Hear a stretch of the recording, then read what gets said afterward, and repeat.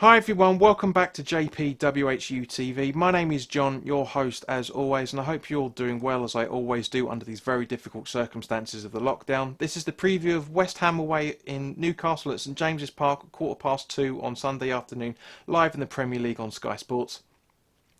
As always, this video is sponsored by the channel sponsor 3retro.com. Please click the link in the description below that will take you directly through to the West Ham section of their website, where you can purchase retro kits from the 60s all the way through to the early 2000s, including the 1976 home shirt that inspired this season's home kit, the 1980 FA Cup final Trevor Brooking shirt that inspired this season's away kit. There's also the Boys of 86 in there, both home and away, the Bobby Moore commemorative game replica shirt in there, along with the Boys of the Paolo Di Canio 1990-2000 home and away shirt that I'm currently wearing, which obviously this is the home shirt, along with Admiral and Umbro West Ham colour inspired track jackets, polo shirts, sweatshirts and t-shirts, so go check those out. Any purchases made through the link in the description below, the commission that the channel would normally be getting, I'll be sending directly onto the NHS, so we'll be helping those that are helping us get back to normal as quickly as possible. So guys, as always, let's talk about the opposition. First and foremost, Newcastle beat Bournemouth last time out 4-1 on Wednesday afternoon, which put them to 13th in the table.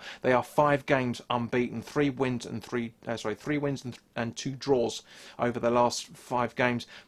Steve Bruce is doing a very, very good job up there, all things considered, bearing in mind he took over from a very, very good manager in the summer. You know, I know there's a little bit of discontent from the Geordie fans that they're not in the position that they should be, which is totally understandable, but at the same point, you know, they are a very, very good side, and they are going to make it very, very difficult for us. Now, PremierInjuries.com show that Lejeune and Clark are ruled out with thigh and ankle injuries respectively.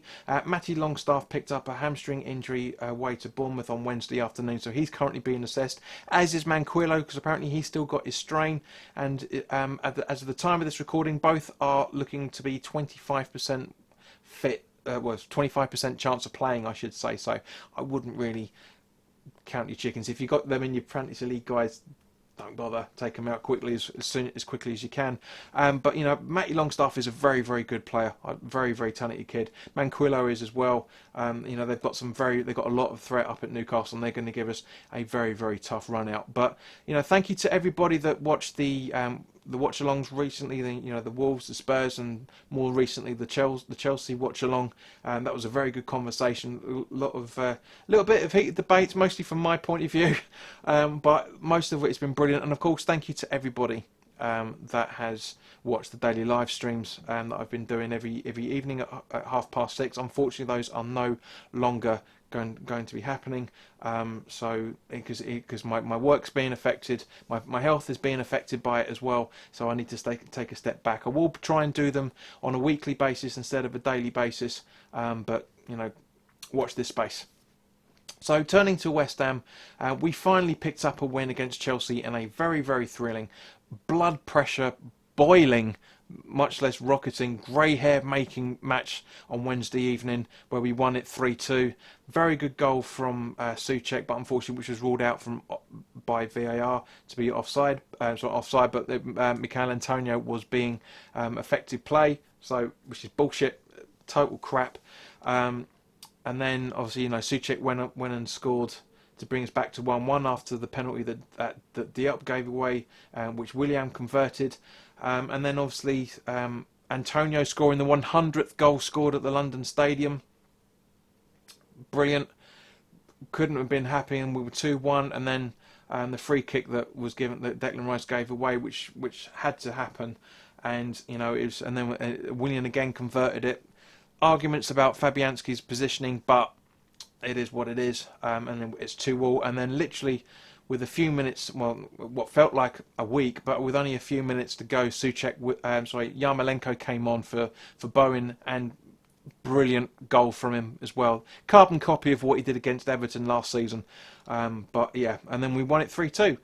Superb. So we are 3 points away from the drop, but don't get carried away too much about it. We're far from out of the woods yet, and I hope this isn't going to be an omen, because last time we beat Chelsea twice in one season, we got relegated back in the 2002-2003 season. So, fingers crossed. That's not going to be an omen. Now, Noble wasn't in the squad because he had a thigh injury. So him and Allaire and Masuaku are all showing a 50% chance of being fit. So I'll be very surprised if any of them or all three of them are in the squad at some point. So as always, guys, let's go and talk about the team sheet. What the prediction that I would like to see for the starting 11.